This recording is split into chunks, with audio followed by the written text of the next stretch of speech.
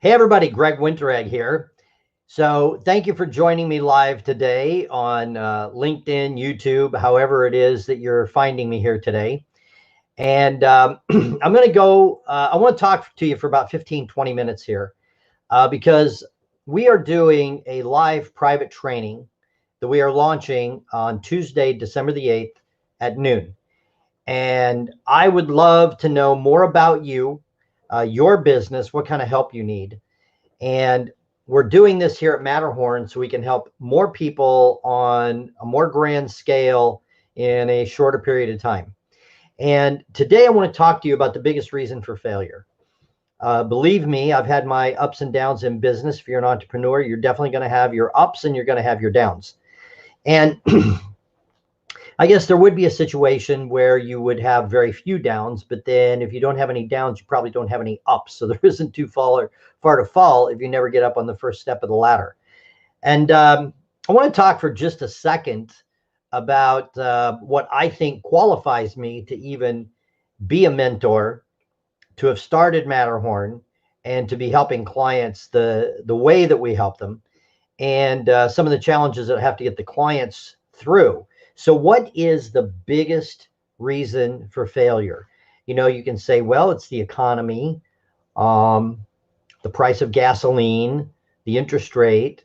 What's the biggest thing that's going to determine whether your business is successful or not? We're in the middle of this silly, crazy election mess right now. And it's like, whoa, you know, if the wrong person becomes president, I'm toast. And I'm like, I'm here to tell you, it is none of that. See, your chance of success is 100% dependent on you. It has nothing to do with circumstances outside of you, because the biggest reason, in my opinion, for failure is fear. I've talked to so many smart people much smarter than me, people more qualified than me, who have a great idea.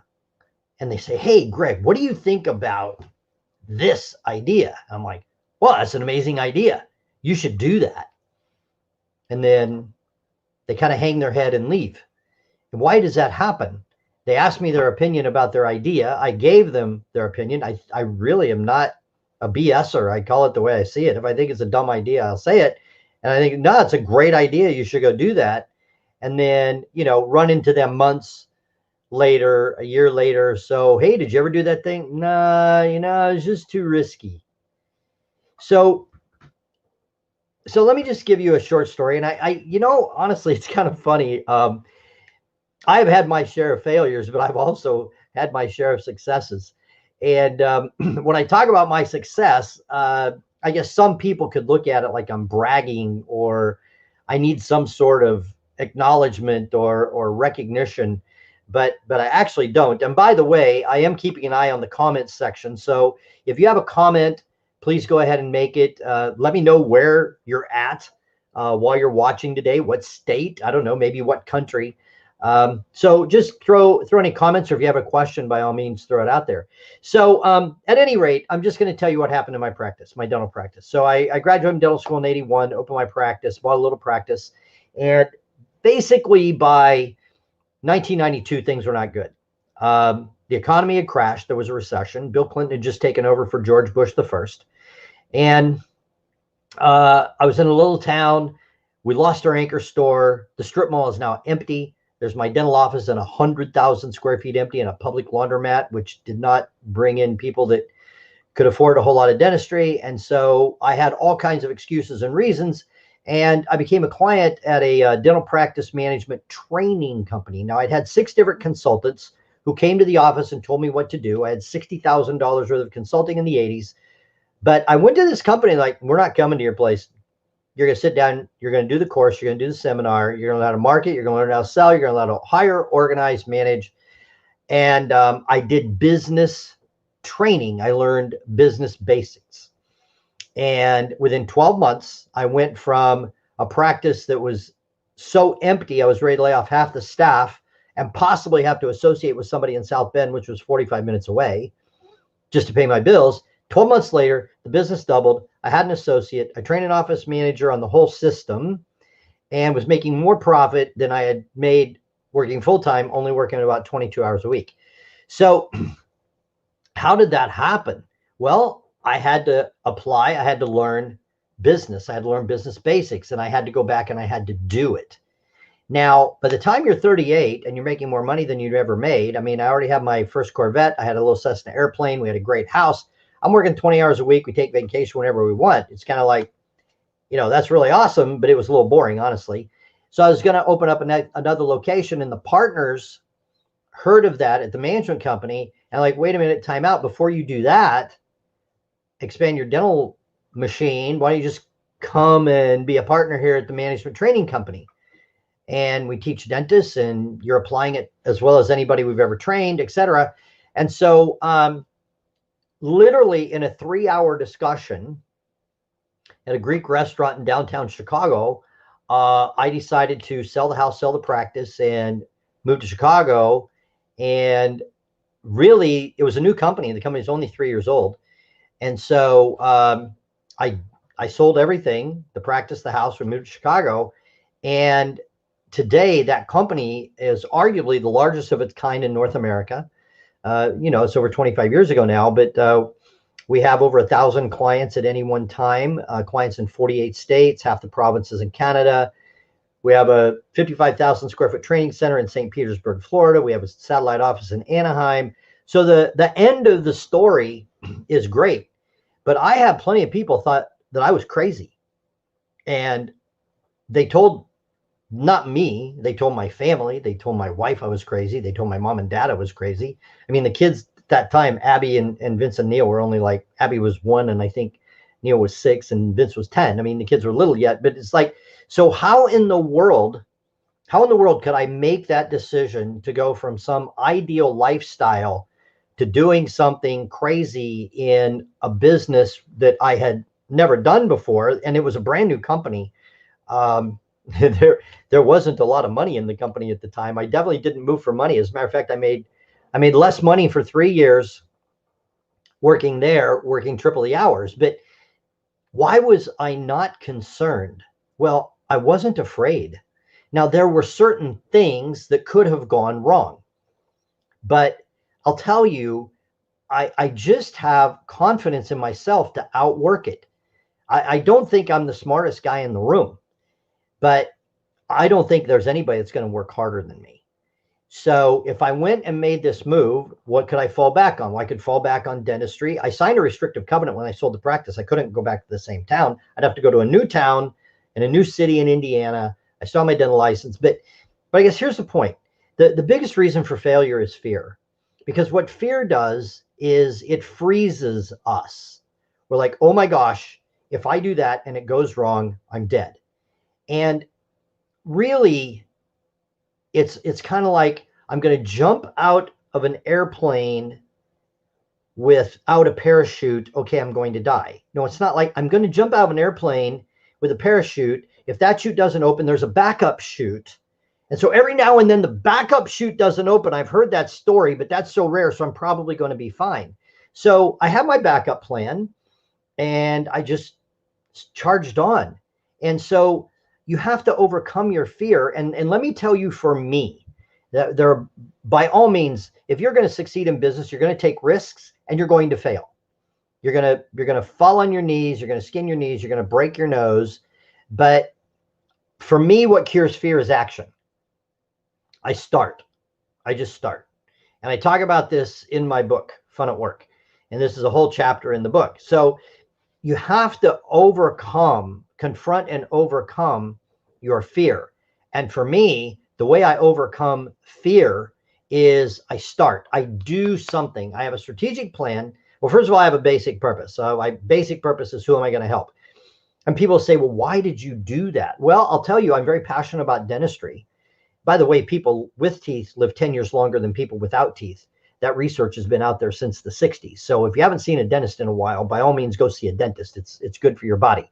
But that is a diversion. So I knew I could help more people by being a partner in a large management company. Now, it was not a large management company. It took us like 15 years to build this into something, and today it's really a juggernaut. But that's not the point. The moment I made this decision, it wasn't a safe and sure thing. So what did I do? I didn't think about it for 6 months. I didn't prepare for 6 months. It's like I sold the house and I sold the practice to my associate who had already become my 50% partner. I sold it in 6 weeks. I started. I wasn't going to sit around and think about it. We moved to Chicago in January. Who moves to Chicago in January? So we start. The thing for me is start. So you have a basic purpose, you have a strategic plan, you have action steps that you're going to have to execute, and you start. That's how I overcome fear. So the other thing that actually is an advantage for me is I have figured out how to overcome my fear. And the advantage is that if I have this idea and it's a little scary, I'm sure other people in my field have had the same idea, but they haven't done it yet, or they haven't done it the way I plan on doing it yet because they were afraid. They were afraid to take that risk.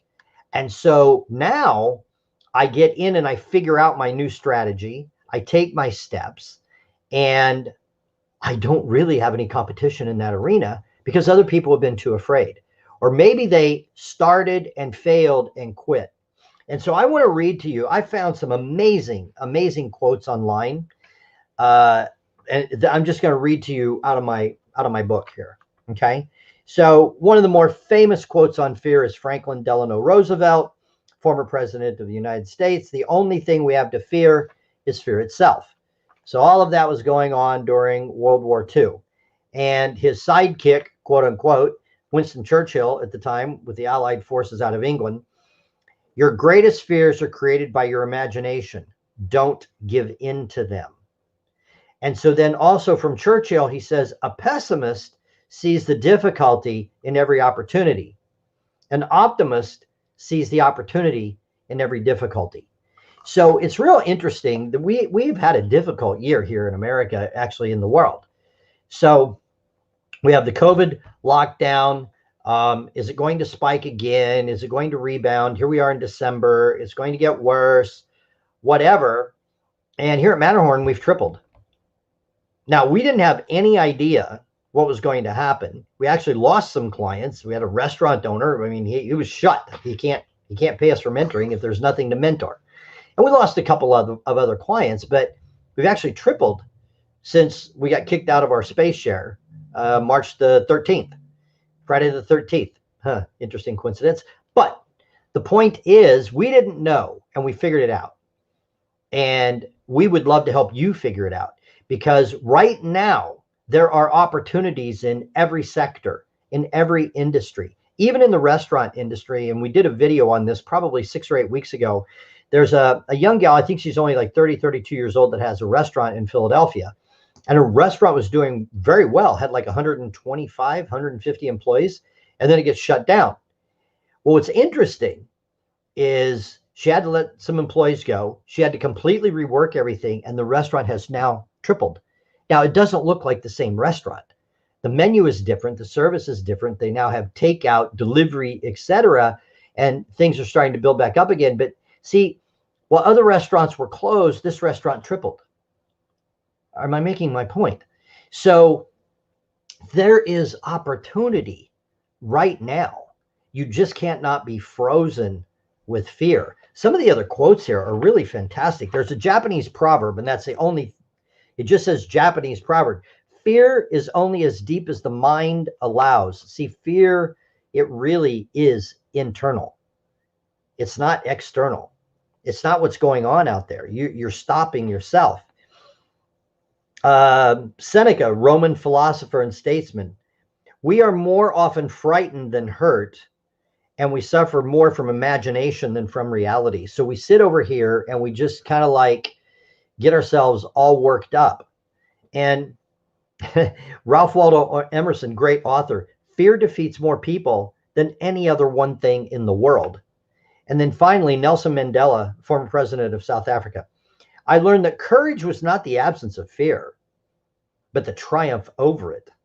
The brave man is not he who does not feel afraid, but he who conquers that fear. I'm here to tell you the biggest reason for failure, in my opinion, is fear. It's making a decision and being afraid of the consequences. So I really want you on my live broadcast. Go to adventuretoprofit.com, and I'll have Abby put that on the screen for you. Adventuretoprofit.com to apply for the large training. There is an application process. We want to know really that you're in an industry that we feel like we can help, your circumstances. So just fill out the application. We just want to make sure that we have a good chance at helping you, a good chance at success. If you want our eyes on your business, you have an idea, you want to bounce off of us, then by all means, it's noon, December the 8th. So that's next Tuesday, December the 8th at noon. And you're going to get a link. So send in your application, adventuretoprofit.com to apply. We're going to send you the link, and we want you on the call. And I'm quite all right if you're afraid. It's not like, I expect you to not be afraid, but I'm not all right if you let that fear freeze you. And oftentimes what we find with our clients is there's a hesitation, and they really just need somebody to bounce their awesome idea off of. So they're like, well, I have this problem. What should I do? And so we start giving some ideas, and then we just kind of kick it back and forth around for, 15, 20, 30 minutes. And then they're like, oh, well, that sounds like a good idea. Let me go do this. And like, great, we're going to check back with you in a week. Call us if you need any help. So we really are here to help you get through your fear and help you come up with a reasonable action plan, a reasonable strategy that leads to action. And then you get into action and you get it done. And our clients, the client we just met with has tripled since April. They came on board during the shutdown. We just finished the call a few minutes ago. They have tripled since April. And we're talking now about, well, with what we're lining up, we plan on 5Xing in 2021, and it's totally real. So here's the point. We want to help you. And we're doing this live training next week, Tuesday the 8th at noon. We want you to apply. We want you to be there. We want to help you achieve all your goals. Really, freedom is what everybody wants. Freedom is about control, guys. That's really all it is. And at the very least, go online, get my Kindle copy of my book. I think it's $3 on Kindle. It's on Audible, I think, for $8. There are free exercises at funatworkthebook.com. At least read the book and get started on the exercises. We really, really want to help you. You're going to get our eyes on your business. So join us next week, apply today, and let's help you have an outrageous 2021. So we hope to see you there next Tuesday.